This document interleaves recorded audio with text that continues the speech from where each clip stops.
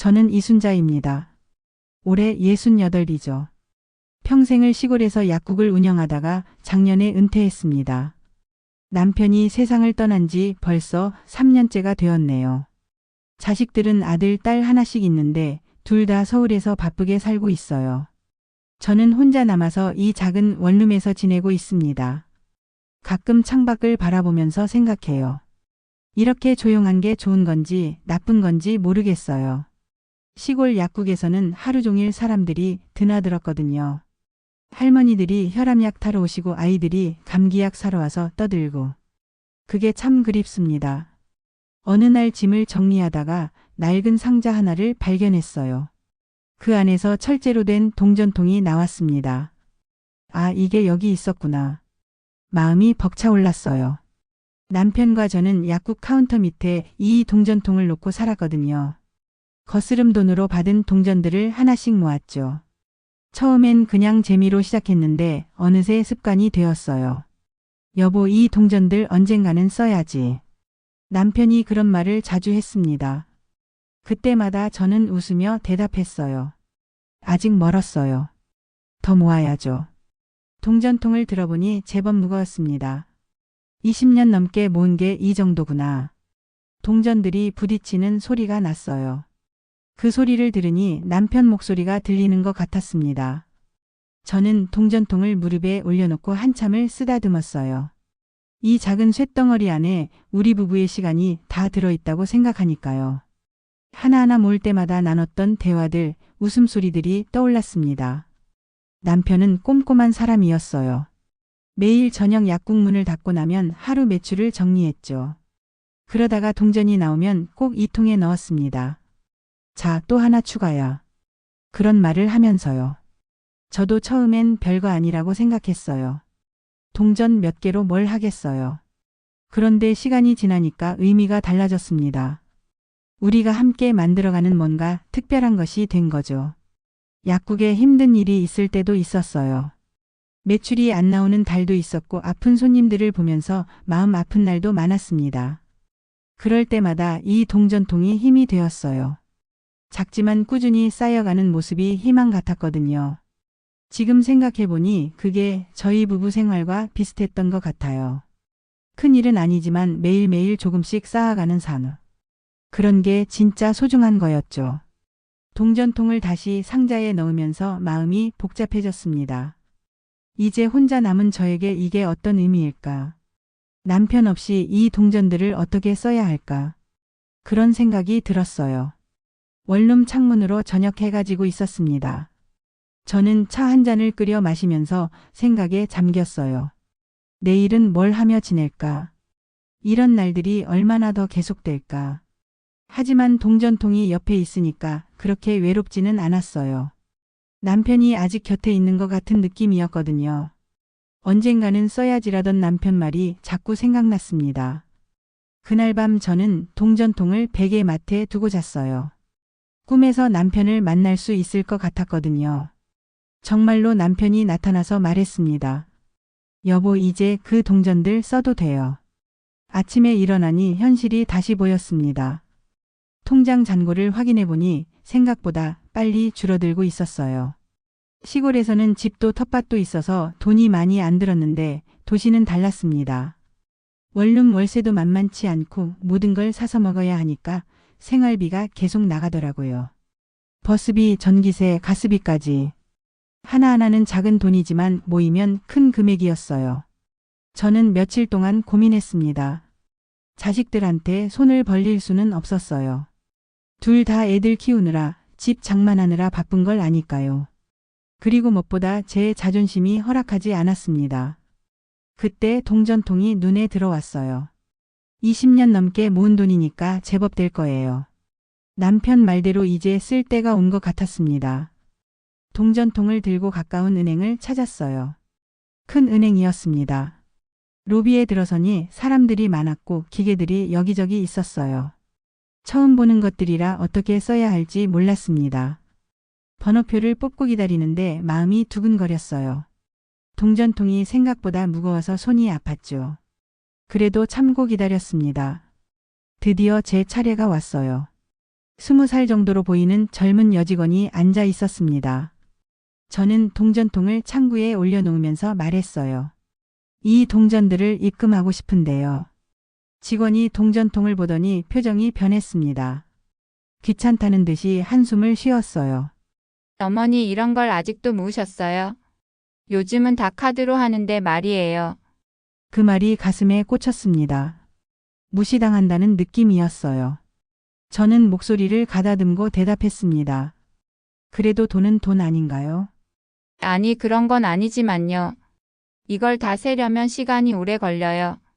뒤에 다른 분들도 기다리고 계시는데 직원은 뒤를 돌아보면서 말했어요.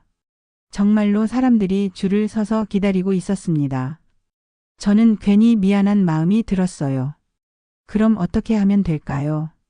동전 세는 기계가 없어서요. 일일이 손으로 세야 해요. 시간이 많이 걸릴 텐데 나중에 다시 오시는 게 어떨까요? 나중에 다시 오라고요? 저는 어이가 없었습니다. 은행이 돈을 받지 않겠다는 게 말이 되나요? 그럼 언제 오면 되나요?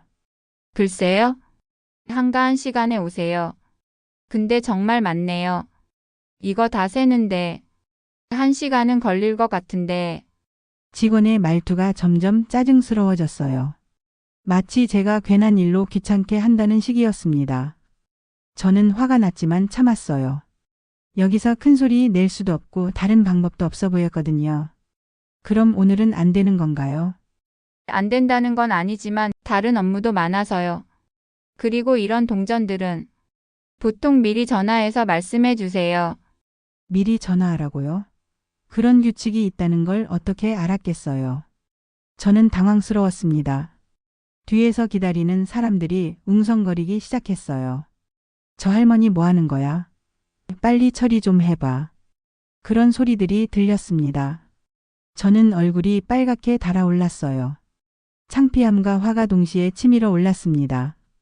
평생 성실하게 살아온 제가 왜 이런 취급을 받아야 하나요? 동전통을 다시 안고 일어났어요. 무거워서 팔이 저렸지만 참았습니다. 알겠습니다. 다음에 다시 오겠어요. 은행을 나오면서 눈물이 날 것 같았어요. 길 가던 사람들이 모두 저를 보는 것 같았습니다. 동전통을 든 촌스러운 할머니라고 생각하는 것 같아서요. 집으로 돌아가는 길이 너무 멀게 느껴졌어요. 동전통은 점점 무거워지고 마음은 점점 무거워졌습니다. 며칠 후 다시 은행에 갔습니다. 이번에는 미리 전화를 해서 동전 입금을 하겠다고 말했어요. 같은 직원이 있었습니다. 정말 많네요. 이거 다 종류별로 나눠서 세어야 해요. 직원은 동전들을 대충 손으로 밀면서 종류별로 나누기 시작했습니다. 그 태도가 정말 성의 없어 보였어요. 어머니, 이런 걸 왜 이렇게 많이 모으셨어요? 요즘엔 동전 쓸 일도 별로 없는데 또다시 그런 말을 하네요. 저는 답답했어요. 그냥 모으다 보니까 이렇게 된 거예요. 모으시는 건 좋은데 은행에서 처리하기가 참 번거로워요. 옆 창구에서 다른 업무를 보던 고객이 저희 쪽을 보고 있었어요. 뭔가 구경거리가 된 것 같아서 부끄러웠습니다. 한참 세고 있는데 실수로 동전 몇 개가 바닥에 굴러떨어졌어요. 아, 이것 좀 주워주세요. 다시 세야겠네요. 저는 허리를 굽혀서 바닥에 떨어진 동전을 주웠어요. 다른 고객들이 쳐다보는 게 느껴졌습니다. 그 순간 정말 화가 났어요. 이것도 엄연한 돈 아닌가요? 20년 넘게 정성스럽게 모은 거라고요. 이건 단순한 돈이 아니라 제 인생이 담긴 거예요. 제 목소리가 떨렸어요. 더 이상 참을 수 없어서 동전들을 다시 주머니에 담기 시작했어요. 동전통을 다시 안고 은행을 나왔습니다. 집으로 가는 길에 벤치에 앉아서 한참 울었어요. 집에 돌아와서도 계속 울었어요. 며칠 동안 밥도 제대로 못 먹고 지냈습니다. 결국 참을 수 없어서 작은 아들 민수한테 전화를 걸었어요. 민수야, 엄마가 은행에서 좀 창피한 일을 당했다. 민수 목소리에 걱정이 묻어났어요. 저는 그동안 참았던 이야기를 쏟아내기 시작했습니다. 뭐라고요? 은행에서 그런 식으로 말했다고요? 민수가 화를 냈어요. 그날 저녁에 딸 영희한테서도 전화가 왔어요. 괜찮다고요? 엄마를 그렇게 무시한 게 괜찮다고요? 저는 가만 안 두겠어요. 다음 날 주말에 두 아이가 모두 집으로 왔어요. 엄마 인생을 무시하는 은행이라며 우리가 가만 안 두겠어요. 민수가 단호하게 말했어요. 영희도 고개를 끄덕였습니다. 누나 기자 친구 있잖아요. 그 친구한테 이야기해보면 어때요? 아, 그래요. 지역 신문 기자하는 친구가 있어요. 이런 일은 알려져야 한다고 생각해요. 며칠 후 기자 친구가 집으로 찾아왔어요. 저는 그동안 있었던 일을 자세히 말해줬습니다. 기사가 신문에 났어요. 한 평생 성실히 모은 저축 은행의 모욕으로 상처받다라는 제목이었습니다. 반응이 뜨거웠어요. 동네 사람들이 저한테 와서 공감을 표했고 비슷한 경험을 한 어르신들도 많았다는 걸 알았어요. 그런데 며칠 후 기자한테서 연락이 왔어요. 어머니를 찾는 분이 계세요. 박진우라는 의사 선생님인데요. 박진우요? 그제서야 기억이 났어요. 제가 약국을 할 때 갓 의대를 졸업한 젊은 의사였죠. 그때 박진우 선생님은 시골 보건소에서 일하셨어요.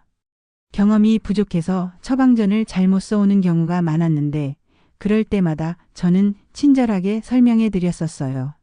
며칠 후 박진우 선생님이 집으로 오셨어요. 이제는 요양병원 원장이 되어 계셨더라고요. 순자 씨 기사 보고 깜짝 놀랐어요. 순자 씨가 그런 일을 당하시다니. 선생님은 옛날 이야기를 꺼내셨어요. 순자 씨 덕분에 제가 의사로 설 수 있었어요. 처방전 잘못 썼을 때마다 친절하게 가르쳐 주셨잖아요. 그리고 제가 의료사고 날 뻔했을 때도 순자 씨가 막아주셨죠. 당연한 일이었어요, 선생님. 제가 아는 은행 지점장이 있어요. 거기서 동전 입금 처리해 드릴게요. 그 은행 지점장은 제 대학 후배예요. 제가 직접 이야기해서 순자 씨를 제대로 모시도록 하겠습니다. 다음 날 박진우 선생님이 직접 모시러 와주셨어요. 은행에 도착하니 김태현 지점장이 입구에서 기다리고 계셨어요. 안녕하세요, 어머니. 박 선배님한테 많은 이야기 들었어요. 지점장님이 직접 맞이해 주시니 기분이 참 좋았어요. 지난번과는 완전히 다른 대접이었거든요. 따로 준비된 상담실로 안내해 주셨어요. 정말 오랫동안 모으셨네요. 이런 정성스러운 저축은 요즘 보기 드물어요. 젊은 여직원이 와서 정중하고 친절하게 동전을 세워주었어요. 1시간 정도 걸려서 모든 동전이 정리되었어요. 정확히 317만 4천 원이었습니다. 어머니, 통장에 입금해 드릴까요? 입금 절차를 밟는 동안 저는 감격스러웠어요. 통장에 찍힌 숫자를 보니 정말 뿌듯했습니다. 저희가 더 감사하죠. 이런 정성스러운 고객을 모실 수 있어서 영광입니다. 박진우 선생님도 기뻐하셨어요. 순자 씨 같은 분이 있어서 우리 지역이 든든했습니다. 며칠 후 통장을 들고 앉아서 생각에 잠겼어요. 317만 4천 원이라는 돈이 제게는 큰 금액이었지만 그것보다 더 큰 의미가 있다고 느꼈습니다. 이 돈은 단순히 제 생활비가 아니었어요. 남편과의 추억, 그리고 지역 사회와의 인연이 담긴 소중한 자산이었죠. 박진우 선생님 같은 분들 덕분에 제가 다시 일어설 수 있었어요. 그분들의 도움이 없었다면 아직도 속상해하고 있었을 거예요. 그래서 결심했습니다. 이 돈을 혼자만 쓸 게 아니라 다른 사람들과 나누고 싶다고요. 민수한테 전화를 걸었어요. 민수야, 엄마가 결정한 게 있어. 네, 엄마. 뭔데요? 동전통 돈으로 장학금을 만들고 싶어. 장학금이요. 민수가 놀라는 목소리였어요. 저는 제 생각을 차근차근 설명했습니다. 이 돈은 우리 가족만의 것이 아니야. 지역 사람들, 특히 젊은 친구들을 위해 쓰면 좋겠어. 엄마, 생활비는 괜찮으세요? 걱정 마라. 다 쓰는 건 아니고 일부만. 그래도 의미 있게 쓰고 싶어. 영희한테도 같은 이야기를 했어요. 두 아이 모두 제 결정을 지지해줬습니다. 엄마다워요. 정말 멋진 생각이에요. 며칠 후 박진우 선생님을 다시 만났어요. 제 계획을 말씀드렸더니 크게 기뻐하셨습니다. 정말 좋은 생각이에요, 순자 씨. 제가 도와드릴게요. 어떻게 하면 될까요? 지역교육청에 연락해서 장학재단을 통해 하는 방법이 있어요. 아니면 직접 학교에 기부하는 방법도 있고요. 선생님 말씀을 들으니 구체적인 방법이 보였어요. 결국 지역 고등학교에 직접 기부하기로 했습니다. 금액은 10만 원으로 정했어요. 많지는 않지만 정성이 담긴 돈이니까 의미가 있을 거라고 생각했습니다. 학교에서 감사 편지를 보내왔어요. 한 학생이 이 장학금을 받게 되었다는 소식이었습니다. 할머니 덕분에 공부를 계속할 수 있게 되었습니다. 정말 감사해요.